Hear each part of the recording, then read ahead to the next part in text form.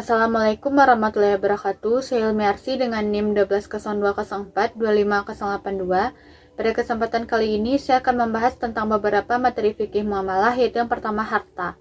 Harta merupakan segala sesuatu yang sangat diinginkan oleh manusia untuk menyimpan dan memilikinya harta kekayaan. Unsur-unsur harta yaitu ada dua, yang pertama unsur aniyah dan unsur uruf. Fungsi harta itu pertama, untuk menyempurnakan pelaksanaan ibadah yang khas atau mahdah. Kedua, untuk meningkatkan keimanan kepada Allah Subhanahu wa Ta'ala. Ketiga, untuk meneruskan kehidupan dari satu periode ke periode berikutnya. Keempat, untuk menyelaraskan antara kehidupan dunia dan akhirat. Kelima, untuk mengembangkan dan menegaskan ilmu-ilmu. Pembagian harta ada 10, yaitu yang pertama, mal mulutakwim dan gairul mutakwim. Kedua, mal misli dan mal kimi. Ketiga, harta istiqlaq dan harta istiqmal. Keempat, harta mankul. Yang kelima, harta ain dan harta dain. Keenam, mal al-ain dan al-nafi. Ketujuh, harta mamluk, mubah, dan mahjur.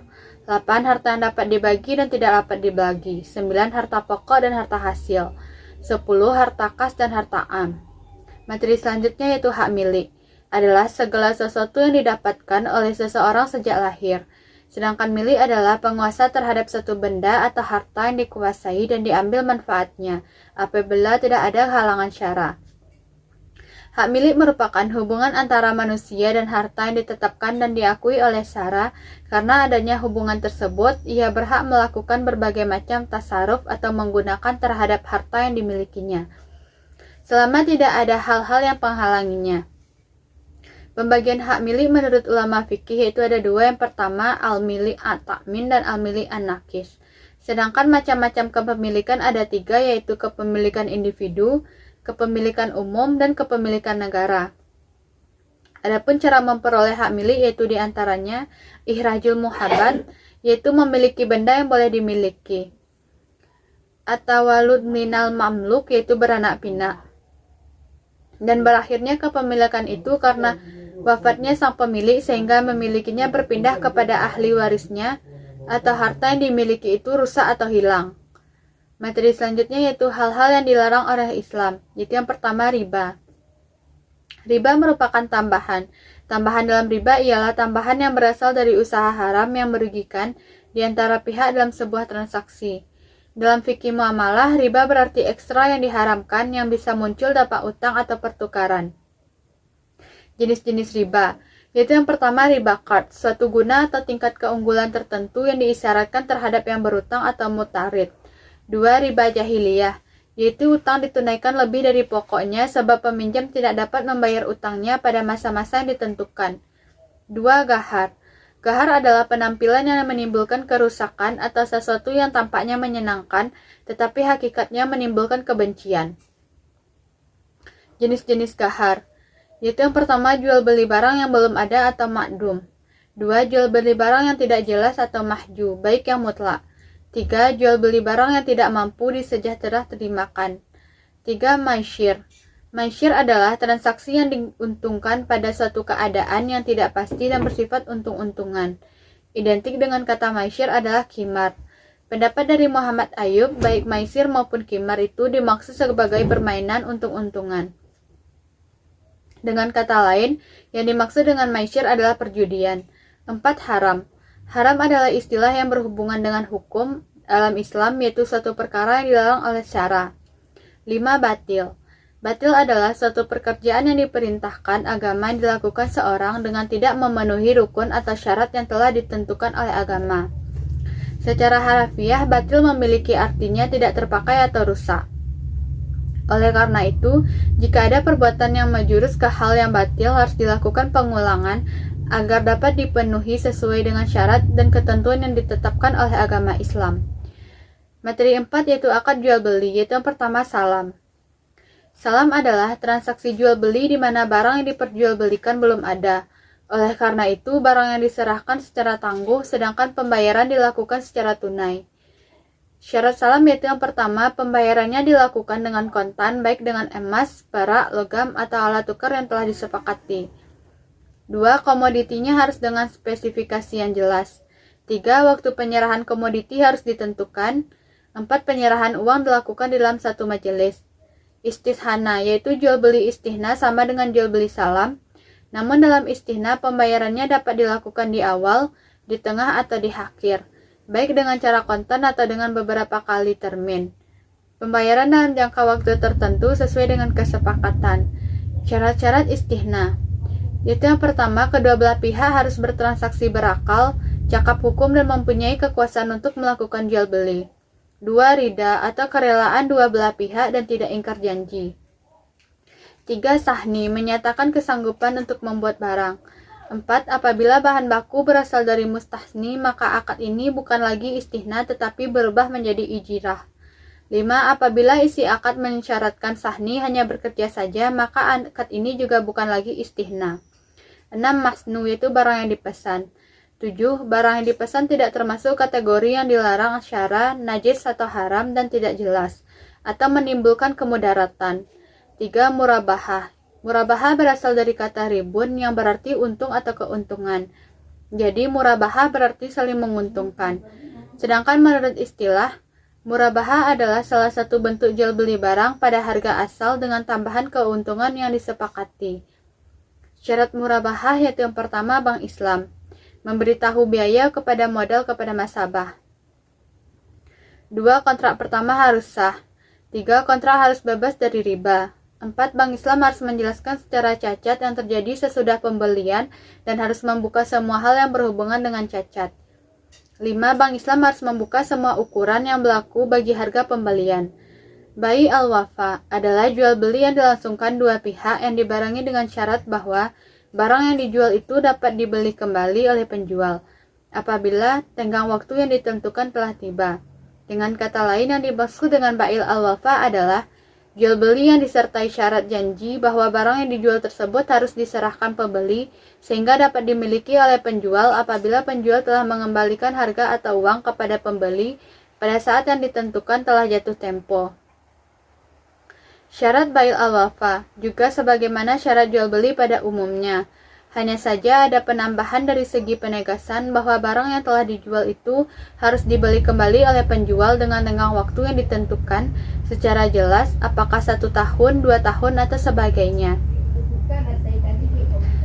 5. Bai bidah manil ajil, yaitu dikenal dengan jual beli tertangguh, yaitu menjual sesuatu dengan disegerakan penyerahan barang-barang yang dijual kepada pembeli dan ditangguhkan pembayarannya. Dari segi bentuknya, jual beli ini berbeda dengan bai al-salam yang mana pembayaran dilakukan secara tunai, sedangkan pengantaran barang ditangguhkan.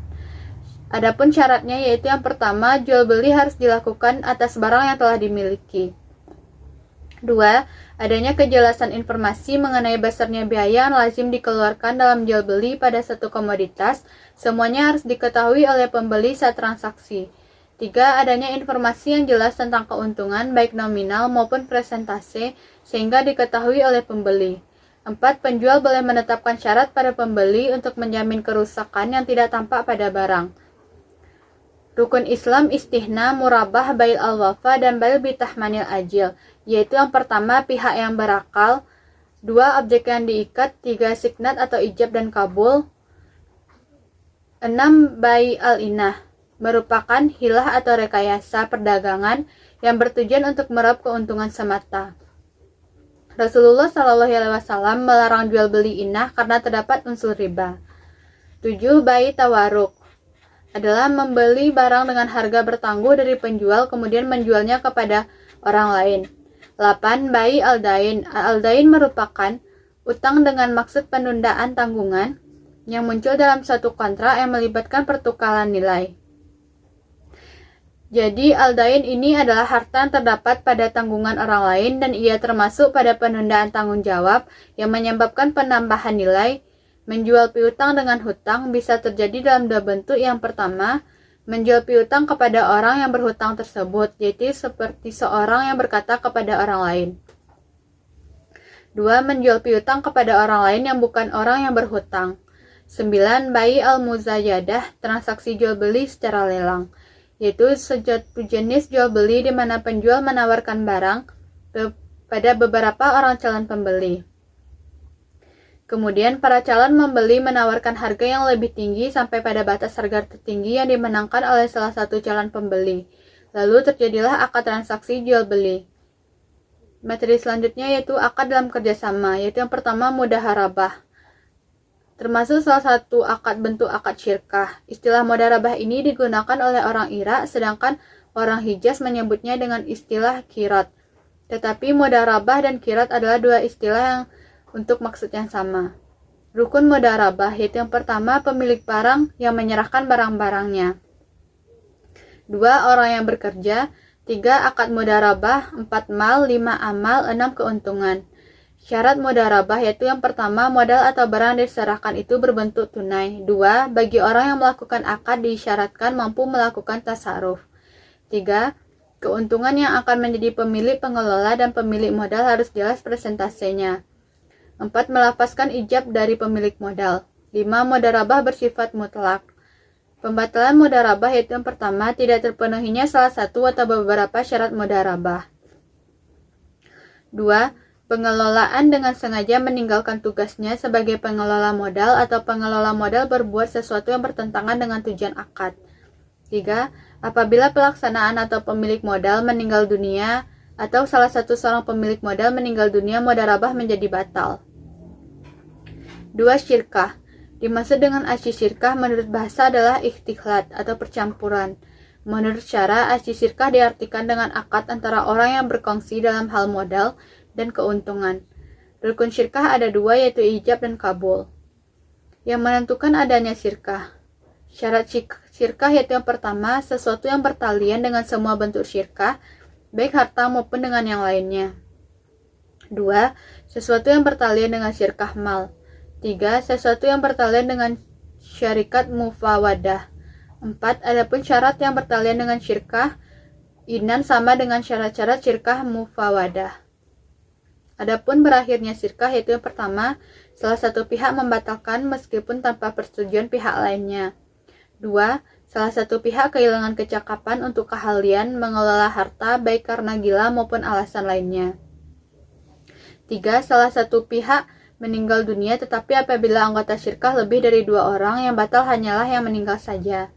4. Salah satu pihak ditaruh di bawah pengampuan, baik karena boros yang terjadi pada waktu perjanjian syirkah.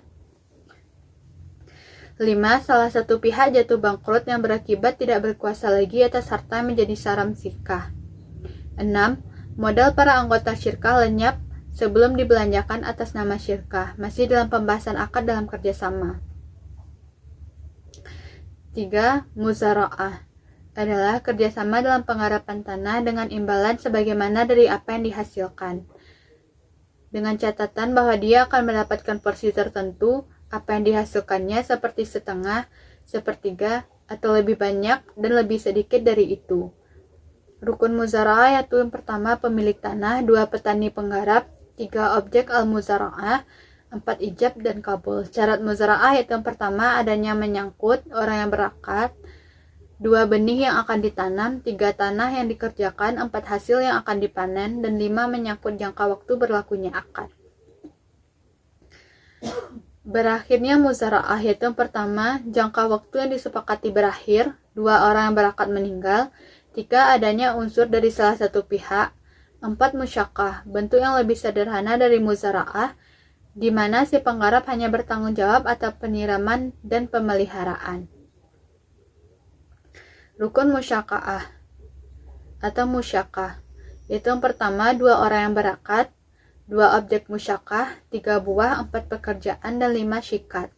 Syarat musyaqqah yaitu yang pertama ahli dalam akad, 2 menjelaskan bagaimana penggarap, 3 membebaskan pemilik dari pohon, 4 hasil dari pohon dibagi antara 2 orang yang melangsungkan akad. 4 sampai batas akhir. Berakhirnya musyaqqah yaitu yang pertama habis waktu yang telah disepakati, 2 meninggalnya salah seorang yang akad, 3 membatalkannya baik dengan ucapan secara jelas atas adanya uzur. 5. Mukharabah. Mukharabah adalah kerjasama di bidang pertanian antara pemilik sawah atau ladang dengan penggarap benih, tanaman, dan biaya garapan dari pihak pemilik sawah. Hasilnya milik kedua belah pihak dengan pembagian berdasarkan presentasi yang telah disepakati. Rukun mukharabah yaitu yang pertama pemilik tanah, 2 penggarap, 3 objek mukharabah, 4 ijab dan kabul. Syarat mukarabah yaitu lahan merupakan lahan yang menghasilkan jelas batas-batasnya dan diserahkan kepada sepenuhnya kepada penggarap. 2. Pembagian untuk masing-masing harus jelas penentuannya. 3. Jangka waktu harus jelas menurut kebiasaan. Materi selanjutnya yaitu akad dalam sewa, yaitu yang pertama ijarah. Ijarah adalah pemindahan hak guna suatu barang dengan pembayaran biaya sewa tanpa diikuti pemindahan kepemilikan atas barang tersebut. Ijarah berarti menyewa satu tanpa maksud memilikinya. Ijarah ini sendiri juga berdasarkan hasil kesepakatan kedua belah pihak. Bukan hanya itu saja, tujuan dari penyewaan barang tersebut atau aset tersebut haruslah jelas dan telah diketahui sebelumnya. Rukun ijarah, yaitu yang pertama ada orang yang menyewakan satu barang, 2 ada akad antara penyewa dan yang menyewakan, 3 ada ijab kabul, 4 ada upah, 5 ada manfaat baik antara pihak yang menyewakan dan pihak penyewa. Syarat ijarah yaitu yang pertama, kedua belah pihak yang melakukan transaksi ijarah sudah dewasa dan berakal. 2. Kedua pihak yang melakukan transaksi memiliki kerelaan dan tidak didasarkan suatu paksaan dari pihak manapun. 3. Barang yang menjadi objek transaksi harus jelas adanya. 4. Barang yang menjadi objek transaksi harus halal sesuai syariat Islam. 5. Barang yang menjadi objek transaksi menjadi hak mujar atau seizin pemiliknya. 6. Manfaat yang didapatkan harus diinformasikan secara terang dan jelas. 6. Pembatal ijarah.